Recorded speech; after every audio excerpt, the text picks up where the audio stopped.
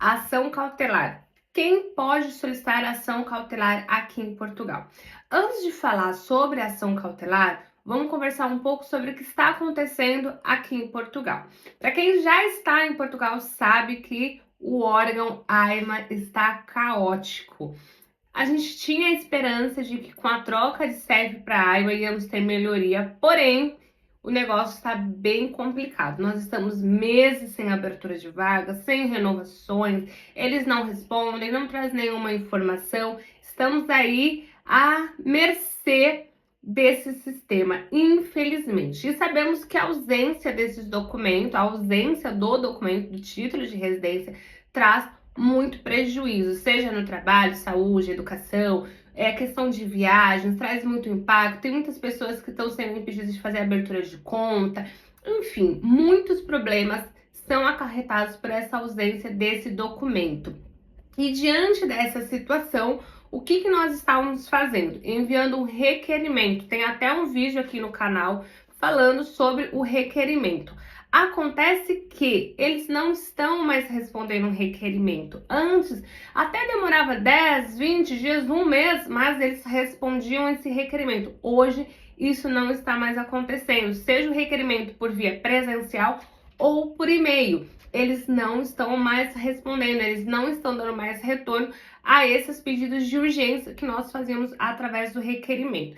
E esse requerimento, ele tinha milhões de questões, seja agendamento, renovação, emissão de documento, enfim, tudo isso nós fazemos por requerimento, já que pela via telefônica não estava funcionando. Como eu falei, o requerimento não está mais funcionando, eles não estão mais respondendo. Nós já ainda estamos enviando os requerimentos, porque a lei diz que antes de você recorrer ao judiciário, você tem que recorrer à via administrativa, para que você possa provar ali uma questão de boa fé. Ou seja, antes de eu colocar a AIMA no processo, no pau, eu vou recorrer à via administrativa, vou dar a oportunidade deles resolverem essa questão sem de fato ir para o judiciário. Então, nós enviamos o requerimento, mas logo em paralelo já entramos com a ação. E a ação cautelar, de forma bem simples, sem trazer muitas questões, muitos termos jurídicos, a ação cautelar, ela tem o objetivo de proteger o direito fundamental. O que é direito fundamental? Direitos de ir e vir, direito de obter, direito à educação, à saúde, à dignidade, tudo isso é direito fundamental, ou melhor, são direito fundamental. Tudo que envolve o cidadão que está ali na nossa Constituição, seja a Constituição brasileira como a Constituição de Portugal, o direito à vida, o direito à dignidade, como eu já falei, e todos os aspectos que envolvem esse cidadão, quem protege é o direito fundamental. Então, a ação cautelar, ela diz assim, olha, cidadão, você teve um direito fundamental tocado, ferido, recorre à ação cautelar. Então, nós temos vários exemplos e eu quero trazer casos mais concretos para que possa ficar simples e você dizer, poxa, eu consigo fazer, eu posso fazer esse pedido ou não. Primeira informação muito importante, todos têm acesso ao judiciário. A lei diz que todos podem recorrer ao judiciário quando assim entende que tem um dano.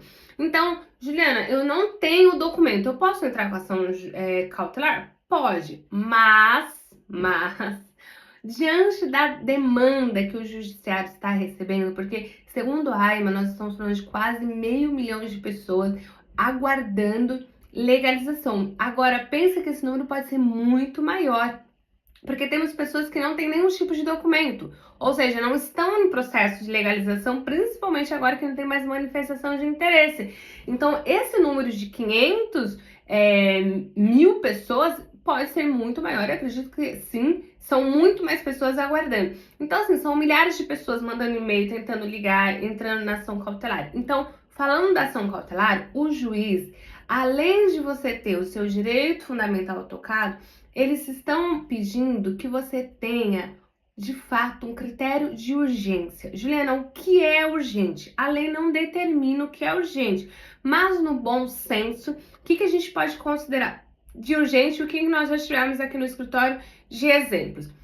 Um funcionário que está em destacamento. O que é destacamento? trabalha para uma empresa em Portugal, mas foi enviado para uma filial em outro país. Esse estrangeiro, em hipótese alguma, pode ficar com seu título vencido. Então, isso é um critério de urgência. Nós temos clientes que não estavam conseguindo fazer candidatura na universidade, outros não estavam conseguindo assistir a aula porque estavam sendo impedidos de assistir a aula, de fazer a prova. Isso é um direito urgente, desculpa, é um critério urgente. Outra situação, o estrangeiro está trabalhando e a empresa diz: olha, se você não apresentar a renovação ou os seus títulos de residência, você será demitido. Isso é um caso de muita urgência. Nós tivemos uma questão de um estrangeiro que precisava fazer uma cirurgia na Bélgica. Não sei se lembro se era Bélgica ou na Holanda. Ele já tinha todo o encaminhamento aqui de Portugal e ele precisava ir. Só que o hospital estava exigindo que ele apresentasse os títulos de residência. Essa cirurgia já estava agendada há muito tempo. É um critério de urgência. O que a gente chama no direito, quando nós temos um prejuízo atual, ou seja, juiz, por favor, para tudo que você está fazendo, olha aqui para o meu processo que eu vou ter um prejuízo muito grande. Não que as outras pessoas não tenham prejuízo, porque como eu falei, não ter o seu título ou a renovação por si só já é um dano, mas diante da demanda, o judiciário ele tem deferido, aceitado as petições que tem ali um critério de urgência. Outra questão que nós tivemos aqui no escritório era um casamento que também já estava agendado para ser feito em Amsterdã, em Luxemburgo, não me lembro, mas algum desses países, eles tinham toda a contratação de buffet, de local, os convites, já estava tudo pronto o casamento, eles precisavam ir e eles precisavam dos títulos de residência para poder sair de Portugal, porque a gente sabe que a lei diz que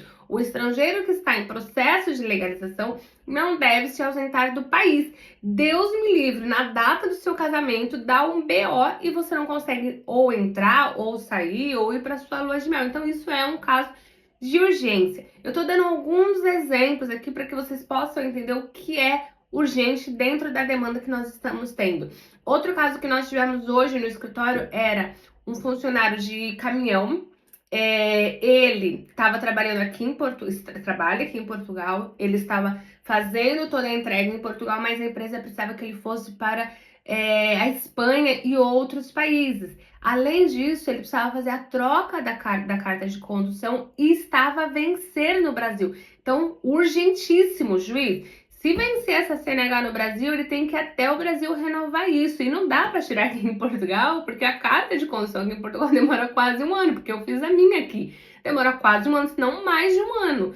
Então não dá, juiz, acelere esse processo, precisamos dos títulos de residência dessa pessoa. E para isso, tanto para aqueles que têm visto, entraram com visto e não estão conseguindo agendamento, para aqueles que têm direito a um reagrupamento familiar ou altamente qualificado, também estão conseguindo, manifestação de interesse, renovação.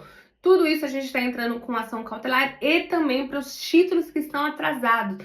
Tem títulos que está quase um ano ou mais de um ano e não foi entregue. Então a gente também está entrando com essas ações.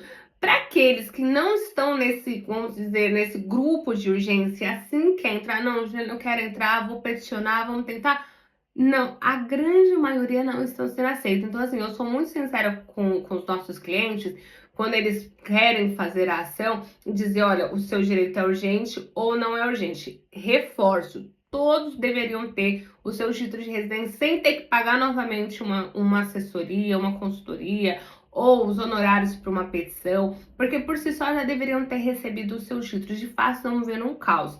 Não vejo uma luz no fim do túnel para essa situação, porque a AIMA não passa nenhuma possível solução. Nós tivemos aí o cancelamento da manifestação de interesse, sabemos que ao longo prazo vai diminuir a demanda de pedidos na AIMA, mas quanto mais tempo eles demoram para legalizar todo mundo, maior vai crescendo toda essa bola de neve.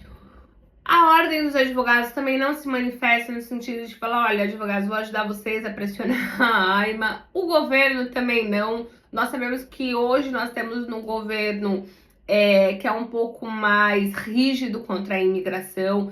eu estava esperando particularmente uma mudança um pouco mais severa e dura, e não de fato está acontecendo, apesar de que muitas pessoas estão sendo barradas na imigração. Praticamente todos os dias a gente recebe uma informação de que alguém foi para a sala da imigração e foi deportado. Pessoas que moram em Portugal e saíram sem estar legalizados e não conseguiram voltar, foram deportados para o seu país de origem. Então a gente sabe que na imigração está acontecendo ali na imigração do aeroporto uma certa mudança. Mas eu esperava algo mais, assim, no sentido macro, né? De uma agilidade macro. Mas, bom, ação cautelar, então, é isso. Se você tem interesse, você precisa fazer, você está nesse critério de urgência, solicite a sua petição. Questões de prazo.